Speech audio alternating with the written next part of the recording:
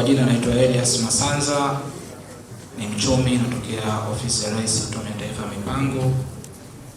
Niko hapa mbele yenu kwenye kuwapitisha kuhusu Dira 2050 na nini wajibu wa mamlaka za serikali za mitaa, lakini pia na regional administrations kwenye utekelezaji wake, namna gani tunaweza kuintegrate mipango yetu katika halmashauri, katika mikoa na hii Dira ya Taifa ya Maendeleo ya mwaka 2050.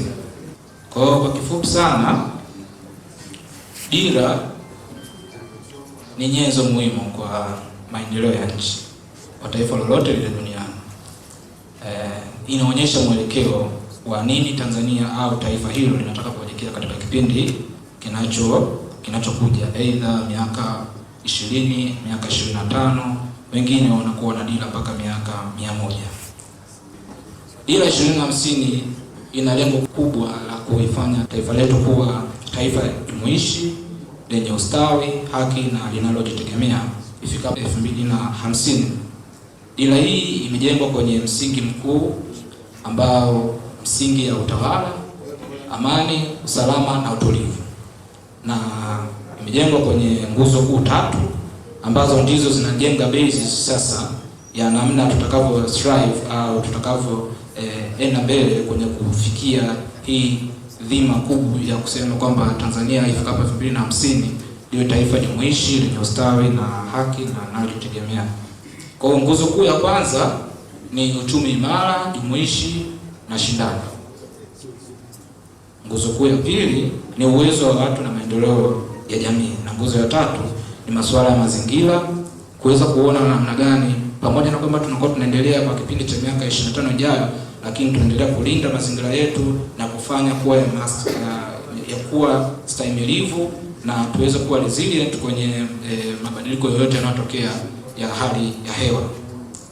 Lakini pia kwenye hii Dira 2050 imeonyesha sekta 9 za mageuzi. Tutapata muda wa kuweza kupitia hizo sekta, lakini pia zimeonyesha vichocheo 5 drivers ambazo nazo pia tutapata kuweza kuona nini vichocheo ambavyo Dira 2050 imeviweka na namna ambavyo sasa watu wa halmashauri lakini pia watu wa secretariat za mikoa wanaweza kujialign kwa ajili ya kuanza kuitekeleza hii Dira 2050. Dira 2050 ina malengo makuu 4, lakini pia ina targets 18 zile shabaha. Ukiangalia upande huu wa kushoto, lengo la kwanza ni kuwa na uchumi mseto ambao ni diversified economy, lakini pia stahimilivu, jumuishi na shindani. Lakini mwisho kabisa, baada ya kuwa umeshafanya hivyo vitu vyote, tuweze kupata kipato cha juu cha kati cha uchumi, uwezo wa kuchochea ukuaji katika sekta nyingine. Hapa tunaangalia masuala ya forward and backward linkages. Sekta lazima iweze kuboost sekta nyingine kwa ajili ya kuweza kuendelea, lakini pia sekta iwe na uwezo mkubwa wa kuzalisha mapato, revenue generation, lakini pia sekta yenye uwezo au yenye fursa ya kuongeza thamani au value addition. Sasa katika kutekeleza, na hapa nikiongea kwa muktadha wa context hii ya LGAs,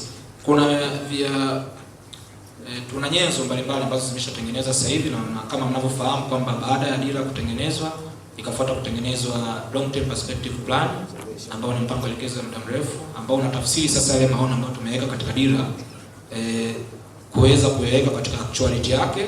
Na baada ya kutengenezwa kwa ile long term perspective plan, serikali pia imeshakamilisha maandalizi ya 5-year development 4 ambayo ni mpango wa 4 wa maendeleo ya taifa miaka 5, ambao ule sasa unaweka vile yale malengo ambayo yamewekwa katika long term perspective plan katika kipindi cha miaka 5 na tayari tumeshapata theme ya kuelekea 2030-31 ambao ndio utakuwa mwisho wa utekelezaji wa ile FYDP4. FYDP4 itaanza kutekelezwa mwaka 26-27 mpaka kufikia 2030-31. Kwa hiyo hizo ni nyenzo ambazo tayari zimeshatengenezwa kwa ajili ya kuimplement au kutekeleza ile dira. lakini sasa kwenye namna ambavyo tuna translate mipango hii ya kitaifa sasa katika ngazi tofauti tofauti, tuna nyenzo mbalimbali ambazo zimeshatengenezwa, ambayo nyenzo ya kwanza ni mwongozo wa kitaifa wa maandalizi ya mipango, na nadhani tumesha contact sana kwenye kwamba tumetoa mwongozo kwa ajili ya kuandaa SP. Nadhani halmashauri nyingi tayari imeshaupokea na tayari tumeshaanza kupokea SPs ambazo zimeandaliwa kwenye ngazi ya halmashauri, lakini pia katika ngazi za mikoa na taasisi pia pamoja na mawizara. Kwa hiyo tunaangalia sasa kupitia hiyo SP yako namna ambavyo umeweza kutranslate issues ambazo zipo katika FYDP4, issues ambazo zipo katika dira katika kipindi hiki cha miaka mitano ya utekelezaji kuanzia mwaka 26-27 mpaka 30-31, namna ambavyo umeintegrate, namna ambavyo umetranslate kuweza kuona kama strategic plan yako inajibu au inatoa nafasi ya kutekeleza ile agenda ya maendeleo ambayo sisi tumeshakubaliana kupitia dira 2050. Kwa nini tumetengeneza huu mwongozo? Mwongozo huu unaenda kutatua changamoto mbalimbali ambazo tumeweza kuziona. Kwanza, silo mentality. Kumekuwa na changamoto sana kwenye watekelezaji wa miradi au watekelezaji wa mipango kufanya mipango yao kwa kujifungia ndani, wanakuwa wanafanya kwa mmoja mmoja. Baadaye inatokea sasa unatekeleza mradi wa barabara umeshakamilika, mwisho wa siku unakuta mtu wa maji hajapitisha mabomba chini, kwa hiyo inabidi atindue ile lami aweze kuweka mabomba yake, au mtu wa mkongo wa taifa alisahau au alisahaulika kipindi barabara inapita, kwa hiyo inabidi barabara ibomolewe ili ule mkongo uweze kupita. Kwa hiyo tumeona kuna silo mentality issues, kwa hiyo tumeamua kuja na huu mwongozo kwa ajili ya kuweza kusolve. Lakini pia tuliona kuna ushiriki mdogo sana wa private sector katika utekelezaji, lakini pia katika planning ya mipango yetu ya maendeleo. Kwa hiyo tunataka kuona private sector anashirikishwa kwenye ngazi ya chini kabisa ya kuibua, lakini pia mpaka kufikia level ya kutekeleza. Lakini pia mwongozo huu unaenda kusolve issue ya technical capacity, kwamba imeonekana kwamba kuna shida au kuna changamoto katika kutranslate yale malengo ya kitaifa katika level ya chini kabisa, either halmashauri au pia katika level ya mkoa. Lakini pia mwongozo huu tunautumia kama standard kwa ajili ya kuweza kuona SP ambayo wataandaa mkoa wa Arusha na SP ambayo wataiandaa mkoa wa Singida, basi yote inakuwa iko standard. Tusiwe kuna aina fulani ya miradi ambayo tunatarajia inatekelezwa katika halmashauri.